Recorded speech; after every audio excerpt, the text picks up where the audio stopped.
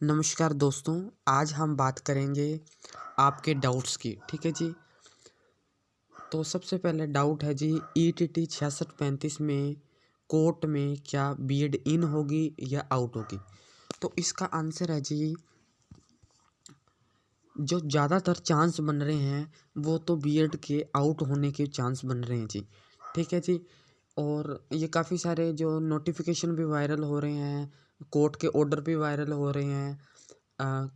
जो Patna high court का order है किस तरीके से दे रखा है जी, और जो हिमाचल का जो ऑर्डर आया है जी, उसने हिमाचल हाई कोर्ट ने अपने ही फैसले पर स्टे ले लिया है, जिसमें उसने बीएड को इन किया था। अब उसने उसी फैसले पर स्टे ले लिया है। तो काफ़ी सारी पॉसिबिलिटी बन रही हैं कि बीएड आउट होगा। बट मेन बात ये है कि इसका फैसला कि 20 तारीख को होगा या नहीं होगा, या आगे भी डेट बढ़ सकती है। क्योंकि ये मैं क्यों कह रहा हूँ, क्योंकि यहाँ पर सीधे चैलेंज किसको किया गया। पहले तो हम जो यूनियंस के द्वारा और पार्टियों के द्वारा, जो भी पार्टी लड़ रही थी कोर्ट में, सिर्फ और सिर्फ बीएड को लेकर के, बीएड पक्ष को लेकर के अगेंस्ट थी। ठीक है, कि बीएड इन होगा या नहीं होगा। ठीक है, सिर्फ बीएड कैंडिडेट्स के प्रति। ठीक है। बट अब क्या हो रहा है जी, अब जो चैलेंज हो रहा है वो एनसीटीई के रूल को हो रहा है जी। और एनसीटी के रूल को चैलेंज करना, और मान लो कि आपने चैलेंज कर दिया, और ये तो नहीं है कि बिल्कुल कि आपकी सुनवाई सिर्फ एक सुनवाई में ही आपकी सारी सुनवाई ख़त्म हो जाएगी। तो हो सकता है कि सुनवाई आगे बढ़े। अब देखने वाली बात ये है कि सुनवाई कितने दिन आगे बढ़ती है, सुनवाई कितनी होती है, और सुनवाई नेक्स्ट सुनवाई कब पड़ती है। ठीक है जी।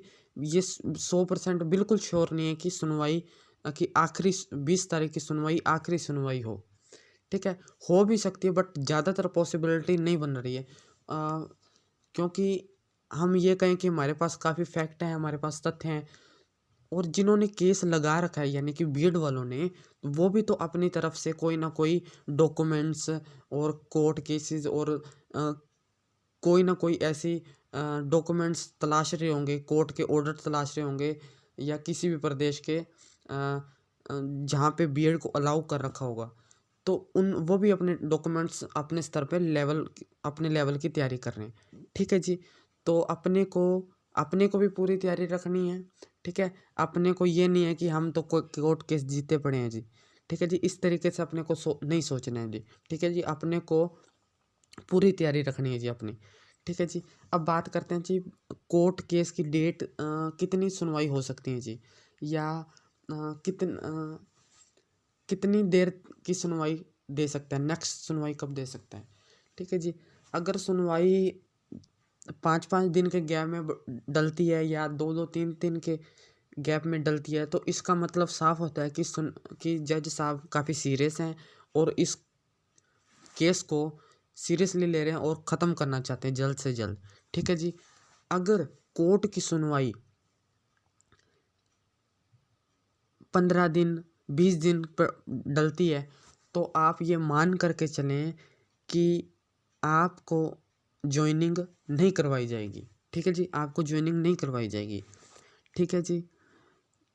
आपकी ज्वाइनिंग नेक्स्ट सरकार में भी ही पॉसिबल है जी, और नेक्स्ट सरकार आते ही आपको ऑफर लेटर दे दे, ये इम्पॉसिबल है जी। ठीक है जी।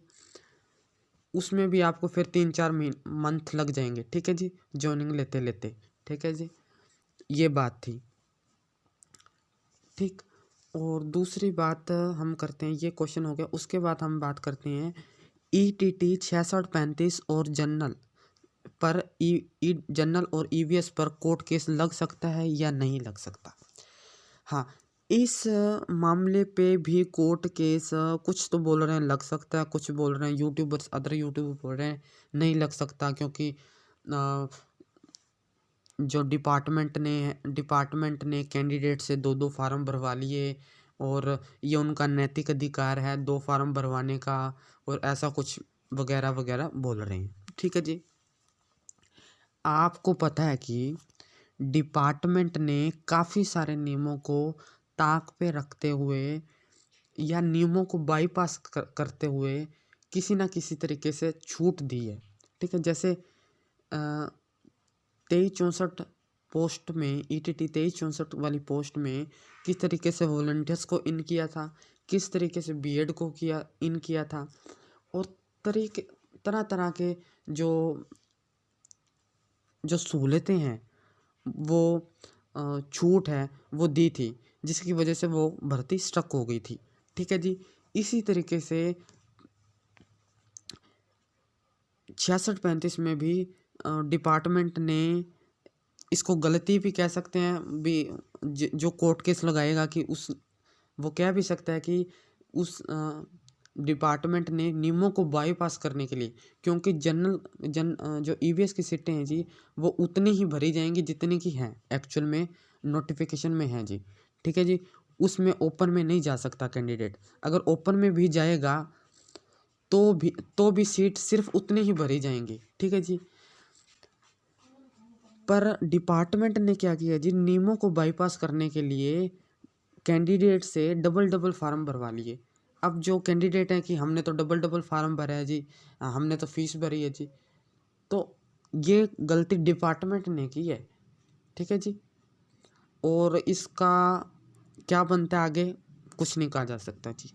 ठीक है जी, आगे हाँ एक बात और बताना चाहूँगा कि जितनी जल्दी कोर्ट का निपटारा होता है उतनी जल्दी भर्ती सिरे चढ़ सकती है जी। ठीक है जी,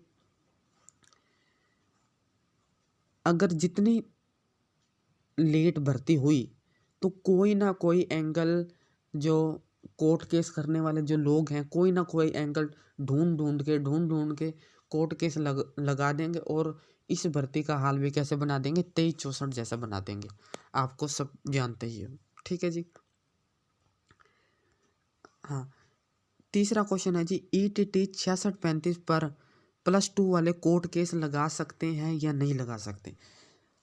इस पे भी कोर्ट केस लगा भी सकते हैं और नहीं भी लगा सकते हैं।